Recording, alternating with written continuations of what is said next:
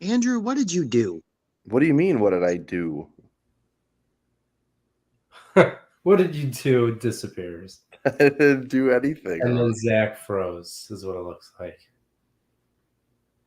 But it's weird because it's showing. I mean, they're showing that they're viewers. It's just I guess they're not seeing us. Yeah.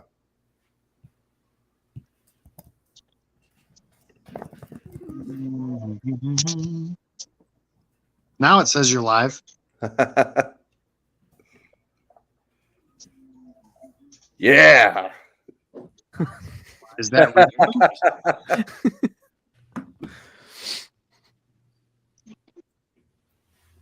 Well, I just threw. Oh no, and I misspelled difficulties to difficulters. We're having some technical difficulties. And some spelling difficulties, apparently. You know, I was trying to type fast. Difficult tears. That's what we're having. That's what we're calling it. Oh wait, are we on now? Could everyone? I think we are because I'm definitely getting made fun of for being bald. Yeah. All right. See Welcome to the show, guys. Here you go. They're yours.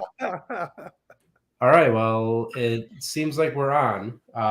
If you're watching and you could see us, comment that you could see us and that we're on. I'm just going to confirm that as well. We have two Zachs out. All right. I think. So are we good now? Yeah, we should. We are. Yeah. All right. So everyone, we don't know if the last 7 minutes has been live or not, but we're just going to pretend it hasn't. Chris is trolling. Don't believe him. Yeah. I don't believe it. Mary Cook can see us. That's all that matters. Yeah. We see you, Mary. Thank you. That's so weird. Yeah, we don't know what happened there, but thank you for sticking with us. But yeah, welcome everybody. Open book here on Game On Wisconsin. Myself, Zach, and Andrew is here with us this week. Jen is a very famous, busy person currently doing something with the banquet with varsity people. I don't know. It sounds very high class. I don't understand it, but happy to be here with both of you and talk a little bit of Packers minicamp, some, I don't know, what is it called? Side kind of gossipy news maybe we might get into. I'm sure the chat will get into at some point. But Andrew, you've definitely had the longest hiatus from the show here. So how have things been? How are you? How's Green Bay going? Yeah, doing all right. Just pretty much work as usual. That's usually why I haven't been here with the start time, mainly when we were doing Thursdays. Hopefully, if we're back on, back with Wednesdays, my schedule will play out a little bit better with that. But yeah, doing all right. Was hoping to go to mini camp today and decided not to. I didn't feel like going in the rain. And then I saw that tomorrow's is canceled and it's not open to the public. So I was like, oh, awesome. So I'll have to wait till later on this summer. Oh, yeah. Boo-hoo. Hey, yeah, I'm waiting. You decided to live out there, not me. Hey, I didn't ask to be born out here. I didn't ask to be born, period. Yeah, that's true, Zach. None of us did. We're all just stuck here with, not our fault at all. And Chris, I will have plenty of Packer things up very soon. Don't you worry about that. I've just been bouncing from place to place. And yeah, let's not act as if Zach and Andrew both have no Packers related. You want to bet? You want to play games with me, Eli? I got fuzzy dice right here. I have a football. Yeah, I have a coaster. I have another football. I have. I'm about to beat anything you can beat. You have your virginity still. Jordy Nelson signed helmet, so game over. I have a football signed by Michael Clark that I can go get. Yeah, so. You still lose on that one. And I saw that football, and I don't even know if it's still considered a football at this point. It has no air in it, just like Michael Clark's career. Got him. That was good. All right, so. Hey, at least Michael Clark isn't an anti-vaxxer that dates fucking witches. Wow, so we're jumping right into Hey, you want to take cheap shots at my inspiration, my favorite player? Then I'm gonna do the same thing to you. I'm gonna rip your fucking heart out. I get it. Look, I mean, dating a witch, I feel like it would be hard not to. Like, if you know that person's a witch, they put you on a spell, and you date them. And I guess I thought we would start with football, but now that this has come up, let's just get this out of the way. For anyone who has not yet seen it, supposedly, and we don't know if this is really 100% true, but Aaron Rodgers supposedly has a new girlfriend, someone that goes by the name of Blue of Earth, and claims to potentially be a witch. So I don't know, I don't know if it's true at all. And if it is true, I don't know what parts of it are or aren't. But at this point, we know that Aaron Rodgers is going to do Aaron Rodgers. He's going to do what he's going to do. So, Zach, when you saw that first hit Twitter today, what were you thinking on Blue of Earth, potential witch? I saw Big B post it, and I was like, what? Really? So I went to her Instagram, and I saw that he liked some of her pictures, and he was following her, and I was like, I had to do my own little investigative journalism of my own, and I saw that, and I was like, man. And I'm gonna repeat what I told you before the show. Like, Eli, he is the greatest quarterback I think that I personally have ever seen. I think he is the most talented. Like, championships aside, I think he's the most talented. But like, he's a fucking weirdo, man. Like he's just a little loony, It's but again, like I told you, to each their own. Yeah. If she makes him happy, that's all that matters. Okay. She wants to be a witch. She wants to do all these crazy mystical spells and shove, incense, into her rectum, then that's totally fine.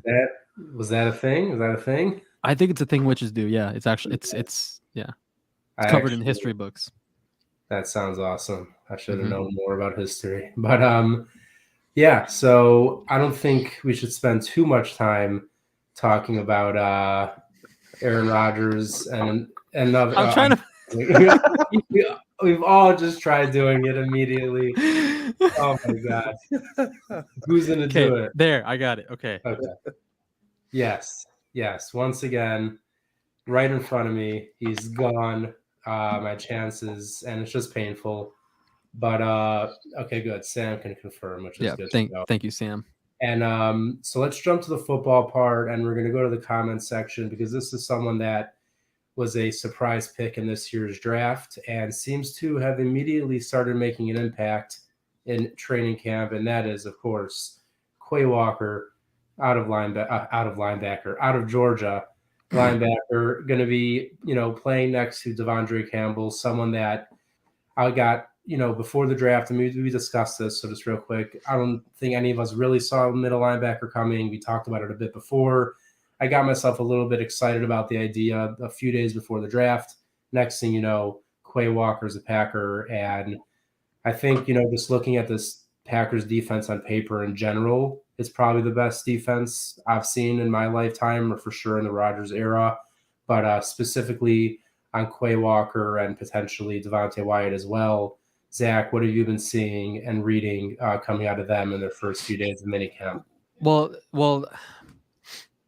I know we had about a week before the show, whenever that first came out, that first mock draft, and we saw Quay Walker getting mocked to the Packers. I was like, a linebacker in the first round? I mean, I don't know. It's been 16 years since they've done that. AJ Hawk was the last one, and it didn't seem probable. But that was like the first sign of like potential smoke brewing. Someone's hearing something, and the Packers might lean in that direction. It was just such a just out of nowhere projection that they would take Quay Walker. So now that they did, I mean, like, I've come around to the idea. I mean, they already have Devondre Campbell. And I know a lot of people are scratching their head. Like, they just gave Devondre Campbell this massive extension, and then you draft another linebacker.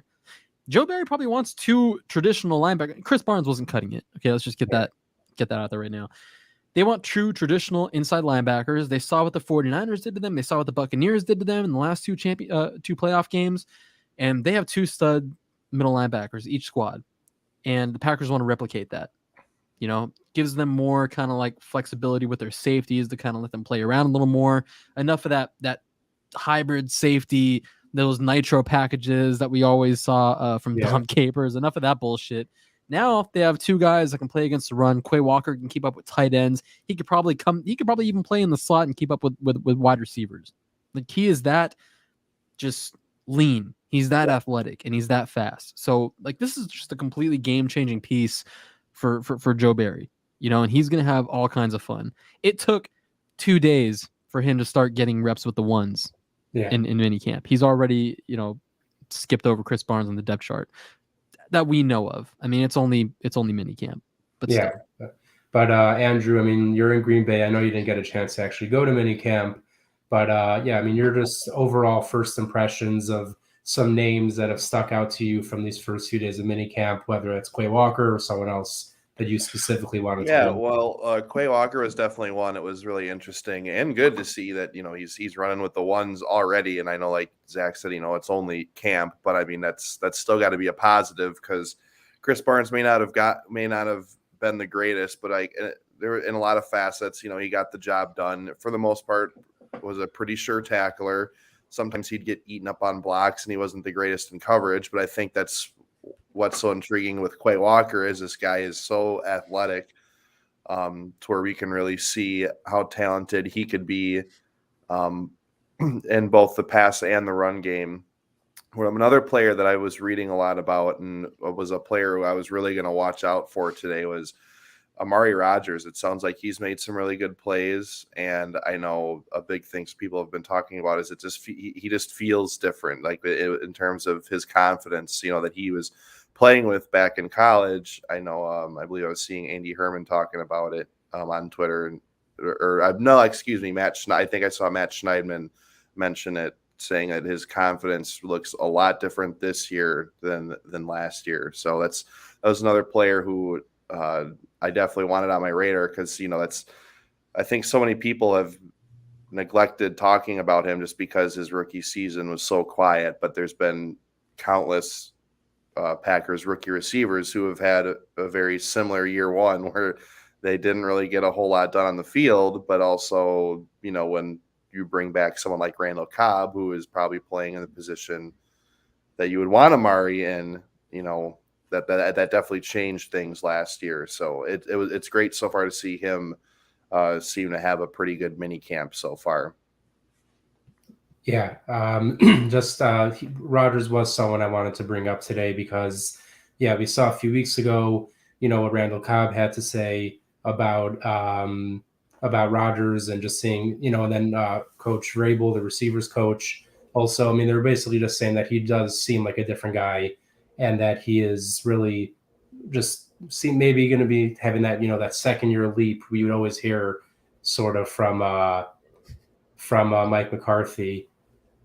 I don't know why. Why is everyone attacking me in the comments? I don't know, but I'm enjoying this.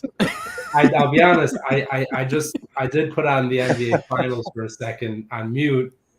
Maybe that's when I was looking sideways for a second, if that's what everyone was talking about. But either way, Amari Rodgers, yes, is very exciting. But someone I missed because, you know, there's been so many comments about me looking somewhere.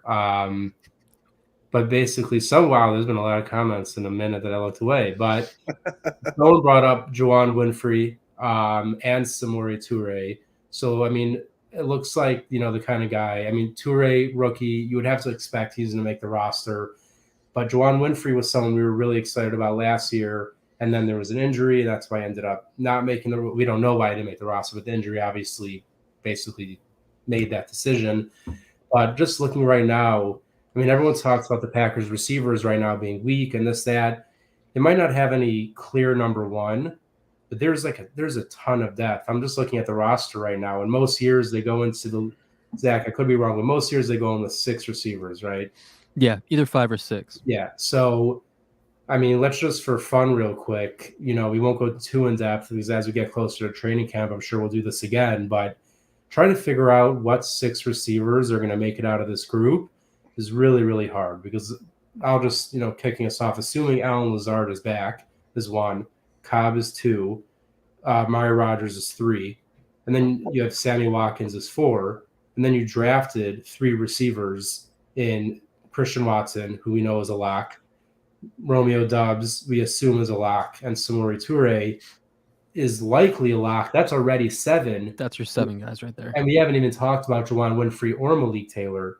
So, I mean, Zach, I guess start us off. The 7 guys I named to start off, are those the 7 you see, or do you think Taylor or Winfrey steal a spot? Or No, I mean, of course, the possibility of being surprised is always on the table. That's always on the table. But the 7 you listed, Lazard, Cobb, Rodgers, Watkins, Watson, Dubs, and Toure, that's your 7. Those are your guys. On the surface right now. Okay. I mean, Malik Taylor, he was a special team standout for a very, very bad special teams unit. So I don't know how much stock we can put into his special teams value. It'd be great to have. And he had a few flashes on offense. He made a few nice catches. So he's he is guest. Oh God. Oh, fancy Jen getting out of the banquet just for us. Yeah, hey. But yeah, we can't hear a word you're saying. Here now? Yeah. Oh, now we can, yeah. I was connected to my car still. Oh, there you go. What's up? Well, we are very happy you made it. I'm connected to my car too. I love my car. Whatever. Yeah, I was busy eating free dinner and stuff. Unbelievable. Okay, free great. Dinners. If I had missed a show for every time I got offered a free dinner, I would never be around. It's hurtful. So I had to drive to have it, but Oh, okay. That's not as fun. But all right. So are you back now, or like are you in for good for the show, or is this a pop in? Because we were just talking some receivers. We'd love to get your would love to get your opinion. Really, Jen's played or not hearing us. Yeah, something. Yeah, I don't know what her issue is. She has, yeah, I have no idea what's happening. Oh man. Well, we can read your lips, we just can't hear you. Are you connected to your car potentially still? Do you want to turn off your Bluetooth? Because it's like she's being tortured. I was gonna say, knowing Jen's car, I don't think Bluetooth existed at the time of the creation of her car. But her 2005 Honda Civic. I don't know. I think 2005 might be generous. You got to get the answer. I think it's like a 90s. Sorry, I don't know what happened. Jen, we need to know the year that your car was made. Why? Because just for science. Yeah, science. For science. 02. Oh, okay, it's close. Oh shit. So Riley was joking, but like that's actually like Close. Why? What's wrong with my car? It gets me where I need to go. No, we were just seeing if you had Bluetooth, but I don't think Bluetooth existed in 2000. Yeah. Oh no, I have like one of those things you plug into like a cigarette lighter. Yeah. Yeah. Okay. No. Because, Do I look like I drive anything over like 2010? No. yeah, in Minnesota. I mean, I'd say you're not giving yourself enough credit, but okay. I work at middle school and I'm not even a teacher, so just in my salary, I couldn't afford a nice car. It wasn't a matter of nice. It was just a matter of the year and if there was Bluetooth enable activity going on. No. But Absolutely. Dude, her car was made the last year the Packers drafted a first round receiver. Yeah, That's how fucking old it is. Yeah. Oh, Jet. Hey, it works for you, okay? It gets you to point A to point B. That's all. The question is, what happens first? Does Jen get a new car? Or the Packers draft a first round receiver. Packers draft a first round receiver. 100%. There's into the ground. Yeah. All right. Well, trying to get back on track. Well, welcome, Jen. We are excited you made it. And we were just talking a little bit about the receivers, big wide. There's every year there's always a battle for that last spot or even last 2 spots for the Packers. So we ran through real quick, Lazard, Cobb, Watkins, and Amari Rodgers, which are the veterans. I know Rodgers is only 2 years in. And then you have the 3 rookies. That puts you at 7. And that's not even including Juwan Winfrey or Malik Taylor. So Zach was in the middle of talking about Taylor's contributions on special teams to what was, though, a terrible special teams unit. So, yeah, I mean, it would not surprise me if the 7 mentioned are the ones that make it. But I don't know why, me personally, I can't get off like the idea that Juwan Winfrey could be something. Yeah, and he was a fun story last year too. Yeah, when he finally got some reps in that Cardinals game. It's just I don't know. It's just too crowded of a room, man. Like I want to see what he can do with more snaps, getting the ball in his hands. I just want to see him get those opportunities. But it's just like there's just too many bodies there right now. And if they didn't draft 3 receivers, which it was kind of inevitable that they would, then maybe he would have a chance. I think they can put him on the practice squad, but he'll probably get snatched up by another team. It's tough. He's on the outside really looking in right now. Yeah. So that's going to be really interesting to watch. And another guy who seemed to have a really good start to camp is Samori Toure, the third of the 3 receivers the Packers drafted this year, making big plays down the field, and just seems to be really starting off well, which excites me because he was someone that before the draft, I was like, all right, this could be like a really fun middle round kind of guy. And then getting him in the 7th, I was like really excited to see that happen. So in general, like I said, right before you came on, Jen, I mean, everyone's freaking out that the Packers don't have a usual number 1 receiver, but you look at all the guys we have, and then Aaron Rodgers, and then Aaron Jones and AJ Dillon and Matt LaFleur's offense, I think they're going to be more than okay. And then you also have, we haven't even really discussed Sammy Watkins, and clearly Aaron Rodgers is excited about Watkins being there. Andrew, from what you've seen so far of updates from camp and what Rodgers said about Watkins, how are you feeling about that signing and about what his role, his specific role might be as a receiver in this offense? Yeah, I'm still going to kind of look at it kind of how a lot of us looked at when they signed Devin Funchess. It was a low-risk, high-reward signing that if it doesn't pan out, it doesn't pan out. But obviously, yeah, like you said, Rodgers has been speaking very highly of that move. He's made a couple decent plays in minicamp. Again, that's just minicamp. We've got a long way to go. But, yeah, I wouldn't consider him a lock, but I would consider it a very, very good good idea that he'll be there come week 1, just because he has been in this league. That's just more experience in that room as opposed to throwing out multiple rookies to get to possibly get a lot more touches. Yeah. Jen, what are you thinking about not only Watkins, but in general? Just from what you've seen, I know you've been busy with the softball season coming to an end, hopefully with a championship. But from what you've seen out of Packers minicamp so far, names that have stuck out to you, just storylines that, you've been noticing more. Yeah, I mean, like you said, I've been pretty busy. It's been hard for me to kind of keep up with that kind of stuff. But yeah, I have seen a lot of really positive things from Sammy Watkins. Like you said, it's really, really early in the offseason, but I think just kind of seeing his name pop up is a good thing because that means maybe there's some potential out of that free agency signing. Which, yeah, I'd assume that he would stick around just because he is a veteran. He has that presence that could be important. And realistically, we don't know how he's going to look in an Aaron Rodgers run system. So it could be fun to kind of see some kind of connection develop. Too busy. Yikes. Yeah.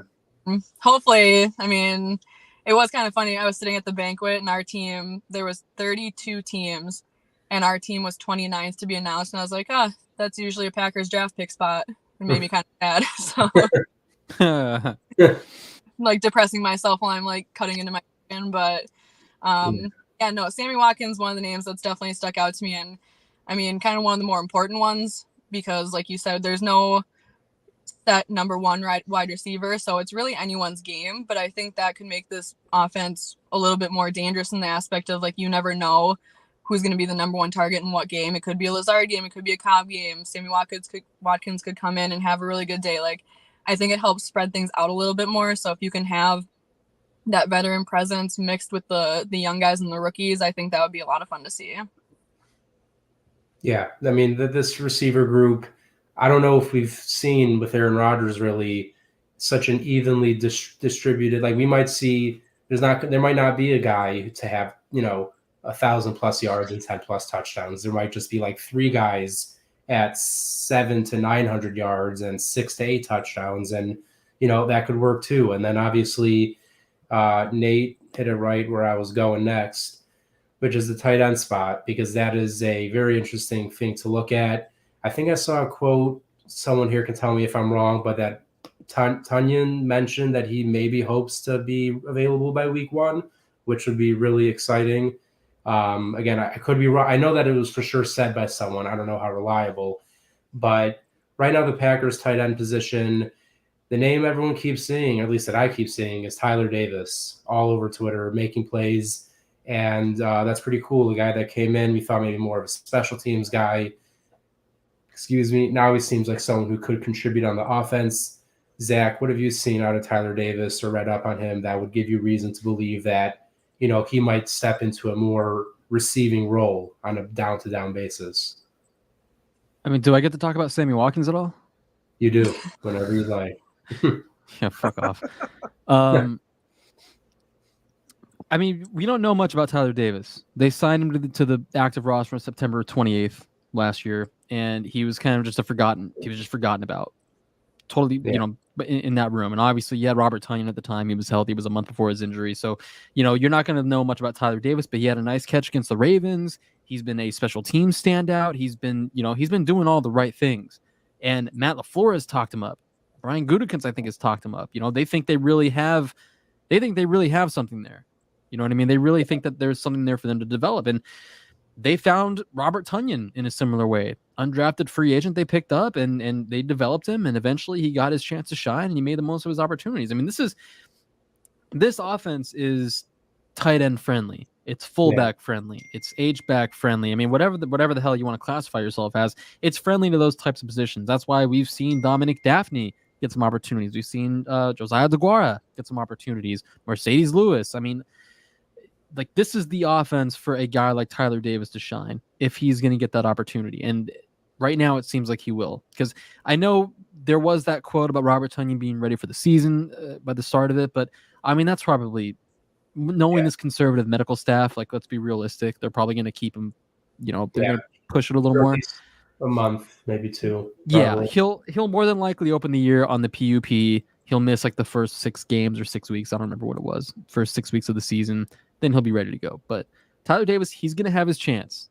He's going to get his opportunity. And, the Packers really like him. That's, I think, all that really matters right now. Yeah. I mean, just like Tunyon, I think me and Zach at this point now is probably 2 years ago. When we were looking at, I think, a 53-man roster, I think we both were like, what is Robert Tonyan still doing on this roster? And we really didn't know what was going to be of him. And then next thing you know, that's crazy. Yeah. August will be 2 years since we started doing the show. Yeah. So like literally we went to the tight end room and we're like, Robert Tonyan, he's the odd man out. Like, obviously, like there was no, well, to us, at least to me, it wasn't a question. And then all of a sudden he went and had 10 touchdowns, I think it was. So that was fun, or 11 maybe. But yeah, so tight end Tonyan, we'll see when he comes back. Tyler Davis is making some plays.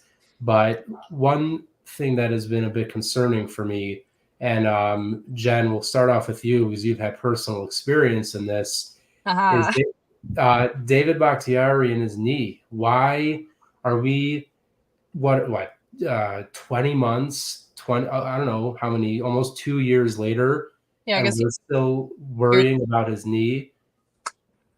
Yeah, well, it's kind of funny because as you were talking about, like, Robert Tonyan, it'd be cool if, like, he was ready for the beginning of the season. It's like, how wild would it be if he comes back before Bakhtiari? But I think a lot of it for Bakhtiari is just, the body mass. Obviously Bakhtiari is a bigger person, so that kind of body mass on a joint is a little bit different than, like someone like me. Obviously there's not as much weight on those knees, but even I had setbacks. So it's like, I know he had to go in, and I don't know if he had a scope done or whatever it was, but you have those minor setbacks and hope that they help you kind of get back on track. So yeah, it is wild that it's been as long as it has, but knees, you just never know.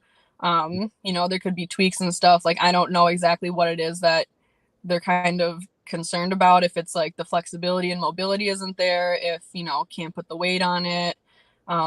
There's just a lot of different things that it could be. Like, if there's a lot of swelling, just like taking a long time to be able to get back up to muscle mass. Cause I mean, there were times where I went to the gym and I literally, to do like what's the opposite of a hamstring curl, whatever, where you like kick your feet up, I couldn't have any weight on it. So it's like, there's possibility it's just taking a long time to get the muscle mass back.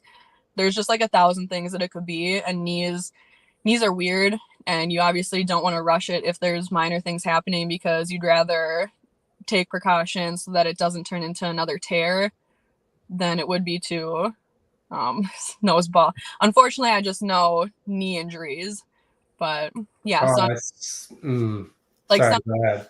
not everybody can be like Adrian Peterson and have like a free comeback. Like it just Yeah. not realistic. I mean, I think a lot of it does have to do with just the position he plays, because there's a lot of strain on your knees as a lineman. So Yeah. you have like a lot of that pressure when you're blocking happens in your knees. So if his knee isn't 110%, you don't want it to fold in the middle of the game and then all of a sudden you lose him for the rest of the season again. So yeah, I mean, the timeline, it's not ideal, but you also want to make sure that when he does come back, it's, you know, his knee is ready to go and you're not pushing it, because otherwise you'll lose him for longer. Yeah, I hear that. Andrew, what are your thoughts about Bakhtiari in general? Like, I mean, do you see him starting week 1? And if not, in your head right now, can you think of a replacement for him at left tackle as of today? Yeah, well, I think we don't really have any evidence to show us that he will be starting come week 1. Again, maybe right now he is okay, but they're just still sitting him out for the time being. But I just don't think we have any evidence to show he'll be there week 1. Obviously, option number 1 that comes to my mind is Yash, considering how well he handled it last year. And who knows, maybe if, the coaching staff didn't get too cute with how they shifted everything around for that playoff game against the Niners, Frustrating. we could be having an entirely different conversation about this past off season, with in terms of what they decided. So obviously I would say I'm pretty concerned there with Bakhtiari's injury, but like Jen said, the knee is really tricky, and the only thing that keeps coming to my mind if the issue were to be forced is, are we going to have like a RG3 on our hands where he gets hurt, and obviously, he felt fine enough, or they claim he felt fine enough to play, and they throw him out there and essentially upend his career after he hurt it again. So again, a lot of concern there, but we just got to wait it out and see what happens with his injury. And obviously, I think they have someone who's more than capable to step back in that role and play well. I mean, again, I think Yash played insane last year, and I think a lot of us were scratching our heads, and I'm sure Yash took it as a slap in the face when he saw that he was not the starter for that playoff game. So yeah, no, I agree with you. I mean, I don't want to get back into that game because I'll start sweating and get very angry, but obviously he should have been out there. I don't know if Dennis Kelly should not have been. I'm already getting into it and I don't want to, so let's not. But Zach, I mean, I remember seeing a tweet of yours either yesterday or whatever this week sometime, basically alluding to maybe Bakhtiari not being around week 1. Is that, truly how you feel? You're trying to get people riled up? Where's your head at with Bakhtiari right now? No, I know. I fuck around all the time, but like I never try to get people riled up on purpose. I'll never do that. Yeah. I could say something that gets people all going crazy because they either don't know what I'm trying to say, or they just, they're too far in their emotions. In this case, I just said it could be, it could be a real possibility that David Bakhtiari is not their starting left tackle for week 1, which is possible because, like I mentioned earlier, with Tunyon, the PUP list exists. So they could sit him for the first 6 weeks of the season, give him a little more extra time to rehab. If he needs that extra time to rehab almost 2 years after his injury, then there could be a potential problem there, of course. But I specifically said I'm not trying to overreact. I'm floating the possibility out there that could come to fruition. Yeah, it could not be David Bakhtiari. Never overreacts. So no, of course not. Not like the graft or something isn't catching, because that'd be like a horrible scenario. Like that'd be like worst case scenario, I think, at this point. I don't know what that means. I retired from the medical practice years ago. I'm not a doctor anymore. So I think you can depending on what he did, if he did patellar tendon, if he did hamstring, if he did the one where you basically like take it from, I don't remember the terminology, like take it from a dead person.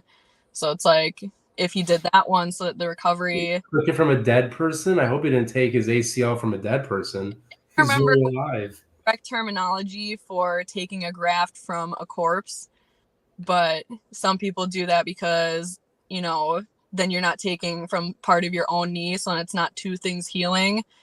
But then if you take from your own knee, there's a better chance of it catching. So But then it's just you like, have you're you have a like, classic Walking Dead situation. Well, there was also the issue that we all read about all the fluid behind his knee that they had to keep draining, and that, you know, that was an issue. I had Okay, I'll just go fuck myself. Got him. no, She, like, she is like the master of doing that, dude, and then she like gets on our ass when we do it. well, no, because this is like something that like I had to go get the scope done and get all the crap taken out. So it That's really funny. like he had it done a while ago, so it shouldn't still be a problem because it should just be like a couple weeks for like the surgery to reheal from that. Well, the real question now is, Jen, sorry, Zach, you can just fuck off one more time. Oh, Then, did you take your knee from a dead person? Is what I want to know. catheter. Wait, no, not You say a cadaver. catheter? Catheter. That was Sorry. A catheter? cadaver. It's a cadaver. A cadaver? Cadaver. Is that a dead animal? No, it's No, it's not. graft from a dead person. Not catheter. Sorry, might get whatever. But no, cadaver. No, I did not. I was terrified of that. I did patellar tendon. You should have. You could have taken another part of someone's body. That would have been awesome. That would have been perfect because I'm missed like, opportunity. zombies are some like I don't mess around with zombies. Like If you were half zombie, afraid of like I'm being just saying it would be pretty cool. No. It might be. another person's body part. Yeah, let's just not even finish that sentence. But Zach, before you were forced to fuck off, what were you saying? I'm just gonna fuck off again. Like I don't even want to talk about it anymore. So Well, okay, let me add one thing. Matt LaFleur did say that they're gonna take it easy on him until training camp. They're gonna, you know, downscale his workload and everything. So him working with the rehab group, it could just be like not precaution, but you know, they're taking it easy on him. It doesn't necessarily mean that there's anything there for him to rehab or that he's hurt. You know, this could all just be us overreacting and being idiots and talking about something that isn't a story anymore. Yeah, it could just be plain and simple. They just almost like Rodgers, where it's like, look, we know how good you are. We don't need to see it in June. Just chill, and we'll see you, you know, in August, September when it matters. So if it's August and we're still hearing about this, then it'd be more. Yeah. Like, I mean, if he's not in training camp, like if he's like in shorts by training camp, then we have to be definitely pretty concerned about that. But something that Zach actually brought up before the show, and I know it's not really news at this point, but we have not had a show since it happened. So let's just do a quick overview of the wonderful Jair Alexander 4-year extension worth, what was it? 4 years, $84 million. And I mean, look, this is something I guess maybe we'll tie this into one thing. I mean, people think, you know, they probably could have signed Devontae and also got Jair back. But right now, today, knowing that they extended Jair, they re-signed Campbell, they re-signed Douglas, they signed Sammy Watkins. I mean, they probably made another move or two that I can't even think of right now. Jaron Reed. So yeah, Jaron Reed. Like, I think a lot of these moves, for sure, Campbell and Douglas would not have been possible if we paid Devontae. Maybe they would have gotten Jair done. But looking at it now, about 3 months later from the Devontae trade, 2-3 months later, do you see it being a move worth doing if it meant that now we got to extend Jair, re-sign Campbell, re-sign Douglas, all these pieces? At this point, do you see that as a worthy trade-off, including obviously the draft picks we got? Whomst are you speaking to? I was leaving it as an open discussion, but since you decided to jump in, Zach, you can go for it first. Well, I'm scared to jump in and start talking because Jen's gonna interrupt me. Okay, I was not on the show for 23 minutes of this show, so I just need to No, actually, you don't even know how the show started. So Yeah. That's a good it's more point. like the first 15 minutes of the show. It just looked like 23 minutes, but we'll get into that later. Yeah, Oh. we were in hell. All right, you can keep me up to date with that later. But no, Zach, I'll let you have the floor. Thank you. Thank you, Ben. God, I almost made it. No, never mind. Yeah, no, I mean, you absolutely do. When you look at the players that they got back and how that helped them fortify their roster, then obviously that's a no-brainer. And you know how this offense is. There isn't like a dependency on superstar receivers. You know, like you don't need guys to be special. You just need guys to know their job. You need to have them embrace their roles. You know, it just so happened the focal point was Davante Adams because he was Aaron Rodgers' guy. Rodgers loved going to him, and we saw that bite them in the ass in January. And Aaron Rodgers even said himself, he was talking about his own contract yesterday, and the details of it. But he said, about his extension, like the Packers needed to lower the cap number significantly to sign other players. So again, he was talking about his own contract, but that also plays into the Davante Adams thing. That tells you right there, like this whole money thing, the salary cap, it's real. They do have to do certain gymnastics to get around, and bring some of their own guys back. I don't give a fuck what the Rams do. I get it. They're throwing money at everybody. They're paying everyone's grandma. I get it. But I mean, this stuff is real and they have to learn, they have to navigate it. So if you can, bring back guys like Rasul and Devondre Campbell and sign Sammy Watkins, and I mean, you do that. If it's at the expense of losing a 29, soon to be 30-year-old wide receiver, who, even with him on the roster, like the Packers didn't get over that hump. Yeah. They didn't get over that hump and get back to the Super Bowl, even with Davante Adams. So if you can get back some draft capital, bring back some of your guys, then yeah, that's like a no-brainer decision. Yeah. Jen, how do you feel now looking back? And again, we don't know what would have happened or would have not happened, but it's hard to believe we would have been able to retain the guys we did and sign the guys we did if we paid Davante. So what are your thoughts now looking back on it all? Yeah, I mean, obviously, like in the moment, the whole Davante thing stung for a little bit there, but seeing the defense that the Packers have, I feel really, really good, even not really knowing what we're going to see on the offense. I think that, I mean, this is a top tier defense. And I mean, there was a while where we really struggled to piece together something like we have today. So yeah, I think that being able to bring those guys back is huge. Because obviously, we don't know without Davante kind of the way that they're going to be able to put up points with this team. Is it going to be, they're going to score more or less, whatever it may be.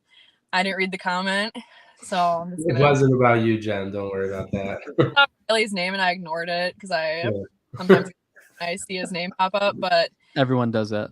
Yeah, like he's used to it.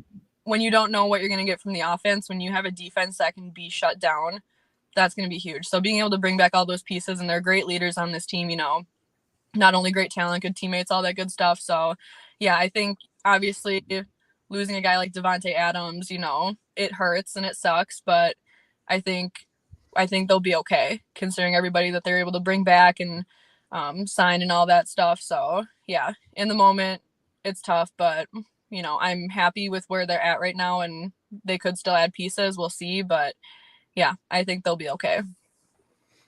Yeah, I'm with both of you. I think in the end, it was really hard, obviously, to see Davante go. But if it meant getting all the guys we got and being able to extend Jair, I do think in the end it is worth it. But before we wrap up, so minicamp for the Packers is coming to an end. What is it, this week or next week?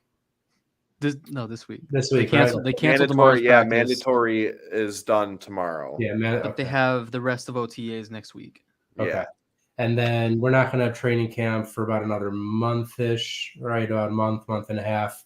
So right now, for let's say, the next 4 to 6 weeks till training camp, I just wanted to go around all four of us and maybe look at either a player or a position group that you're really keeping an eye on and want to see some progression before the season that, to make you feel a little bit better about something you're concerned about, something you're excited about, something to watch over these next 4 to 6 weeks till training camp.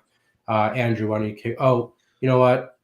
I'll give you guys all a chance to think about your answers as we get back to the staple of this show. Zach, I know you tried avoiding it, but it's in the private chat. Yeah, I was hoping that you were going to forget. You got to do it. Our Tech Venture time, baby. Okay. Ladies and gentlemen, this show is brought to you by Artech Ventures. The goal at Artech Ventures is to collaborate closely with founders throughout all the investment and fundraising stages, turning their visions into successful companies. Since 2020, Artech Ventures has helped turn great ideas into profitable businesses that make an impact on industries, communities, and beyond. Got the timing perfectly on that one. I'll fuck you up, Eli.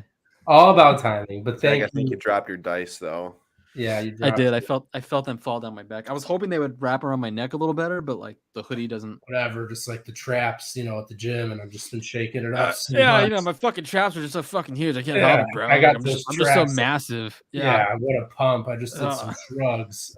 Either way, so Andrew, why don't you kick us off? Just either a position group, a person, a storyline, something as we lead up to training camp that you are keeping a close eye on and you think maybe other Packer fans should be keeping an eye on.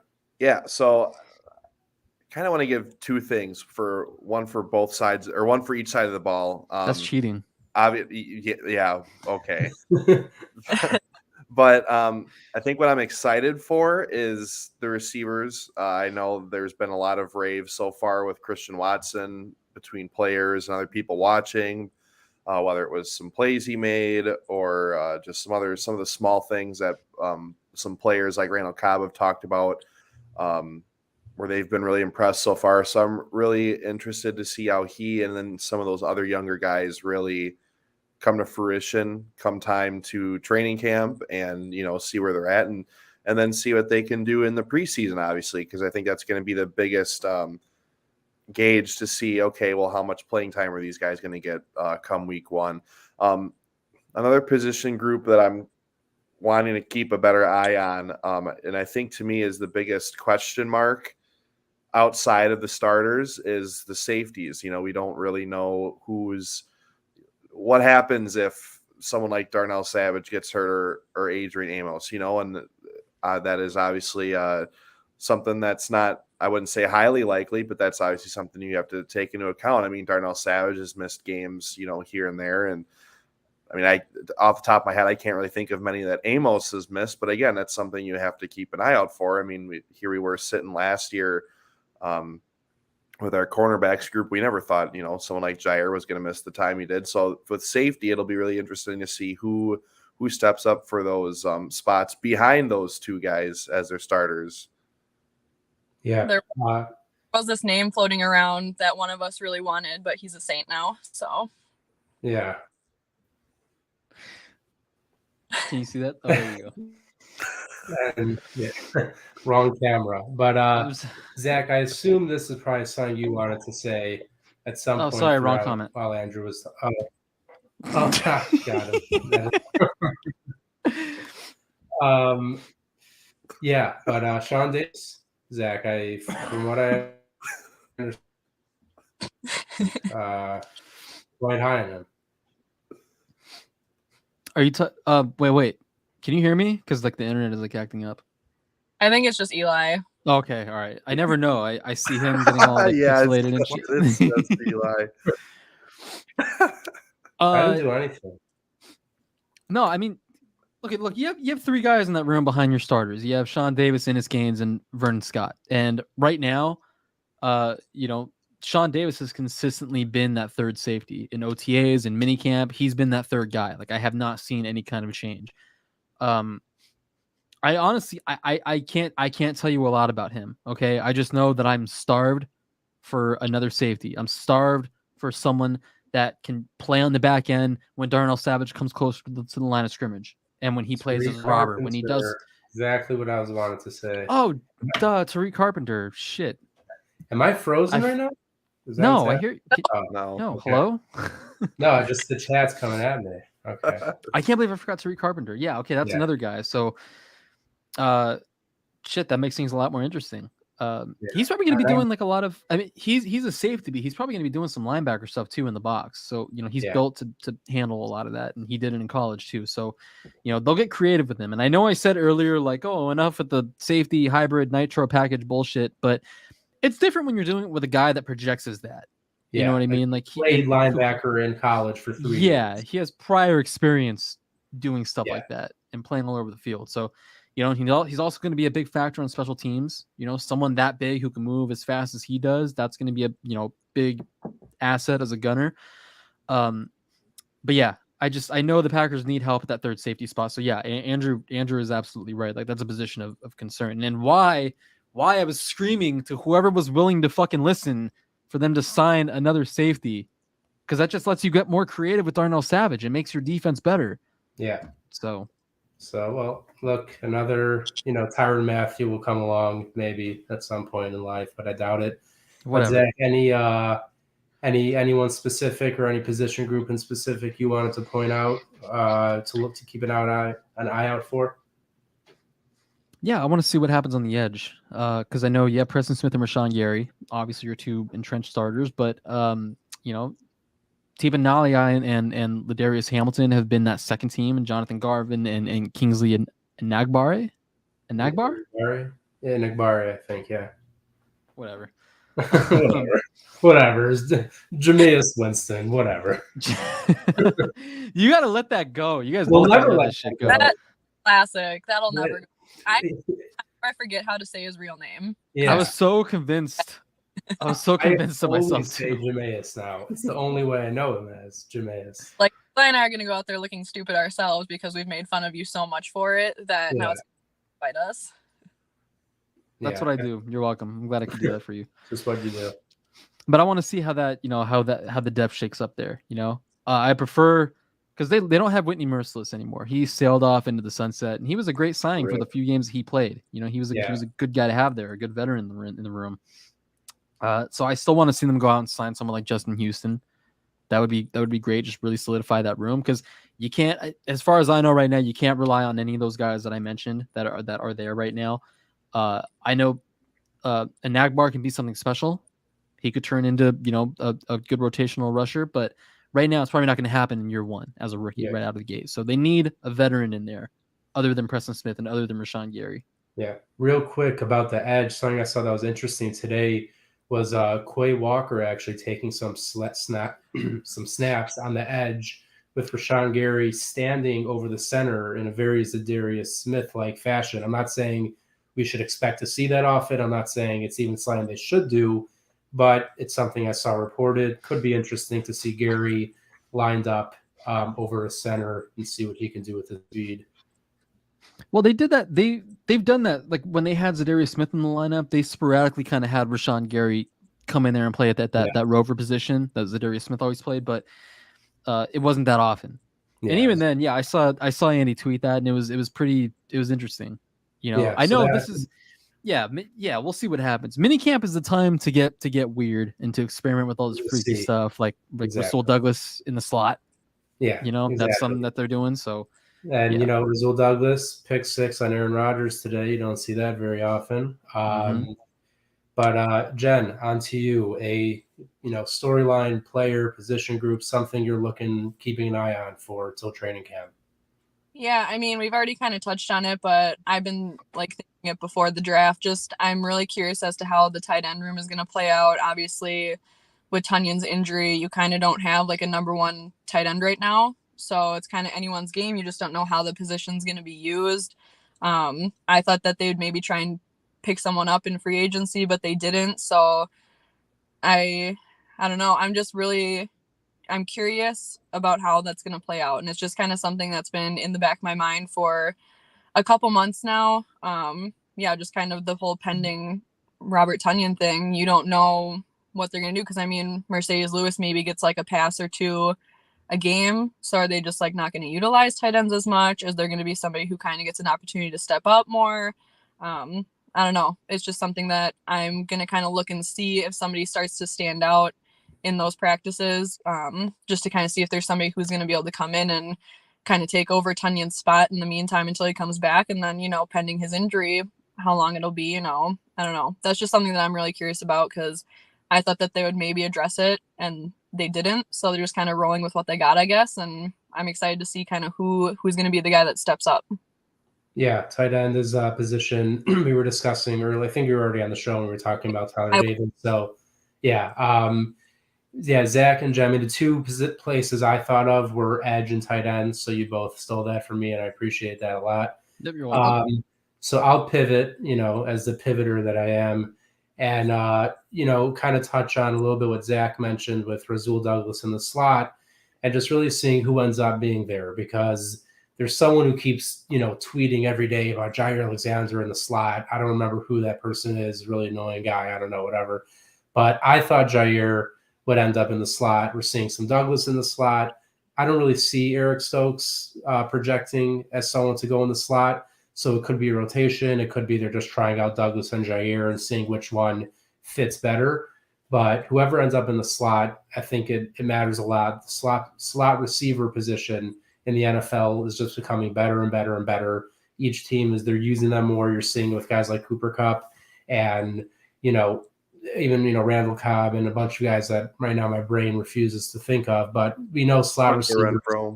Yeah, Hunter Renfrow. Just slot receivers are really stepping up right now, and having a slot corner matters. So knowing that you have Alexander, Douglas, and Stokes, that's huge. However you're going to line it up, that's going to be probably the best cornerback trio, if not top 3 in the NFL. So I'm excited to see that. But that basically covers it for today's show, everyone. I know there were probably some mini camp storylines we didn't get to, but we had an interesting start. Jen popped in the middle. We had to talk about her car for a little. And, Zach freezing up. Obviously, I was just tremendous. Andrew is also. We blame Zach and Jen for all the problems. Did Eli not freeze earlier with his AOL fucking dial-up connection? People were saying that, but I never froze. So it's all. You definitely did. You definitely did. You look like an egg. Okay, maybe I did. I always look like an egg, though. That's fine. But there goes Eli and his lying again. You know what you and without lie. You know what you and eggs have in common? Neither of you have hair. I knew you were gonna say I was bald. I have hair. Oh no, my computer's gonna die. Okay. So it looks like we are back on a weekly basis. It is a Wednesday today, so expect that to be the schedule moving forward. We're going to remain on Wednesdays, not Thursdays, so keep that in mind. And appreciate everyone tuning in. We're going to obviously be following everything leading up to Packers training camp, and then through training camp, preseason, season. I plan to be at some training camps this year. Maybe I'll, see Andrew or Jen out there. Maybe Zach can make a trip out at some point. It's going to be a fun off season / season, and this I guess is technically the season opener of the 2022 season for us. So it's exciting to be back. And just before we head out, make sure to follow Game On Wisconsin at Game On WI, and subscribe on YouTube at Game On Wisconsin. And any of you guys who, have thoughts about the show or about minicamp, hit us up on Twitter and we could discuss it there or have it for next week. Always make sure to be hitting us up on Twitter and we will get back to you guys. You can find our great producer, Andrew, at Mertens_Andrew on Twitter. You can find Zach and all of his amazing work at It's Zachary J on Twitter. And then, of course, Jen, Big Mac _4. I think we're heading into the Stanley Cup, so it's going to get pretty wild. Getting there. And go Cougs all day. Thank you. And, you can find me at Book of Eli _NFL. Once again, everyone, thank you for tuning in.